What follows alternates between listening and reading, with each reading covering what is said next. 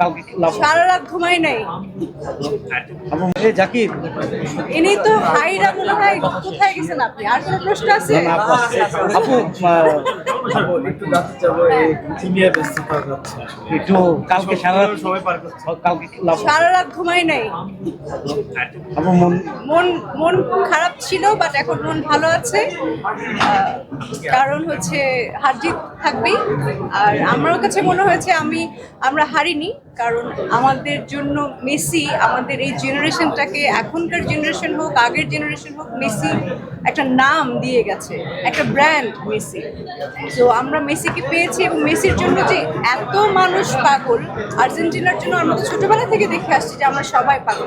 শুধু আর্জেন্টিনা না, ব্রাজিল হোক, ফ্রান্স হোক, এবং অবশ্যই ফাইনালে স্পেন এত ভালো খেলেছে, মানে এটা প্রশংসনীয়। সো খেলা তো হবেই, নেক্সট লাস্ট খেলা তো সে তো এরকম একটা আশা করেছিলেন আপনারা যারা আর্জেন্টিনার সাপোর্টার এই বিষয়ে কি বলবেন? জানতাম তার লাস্ট খেলা, তো সে তো অন্য লিগে খেলবে, ওয়ার্ল্ড কাপ হয়তো বা খেলবে না, তো তাকে তো অন্য খেলা দেখতে পাবো। ব্রাজিলের যে ভক্তরা আপনারা আছেন বন্ধু, তারা একটু পচিয়েছে কিনা হারার পর, বা মজা করেছে কিনা, একটু গোটা দিয়েছে?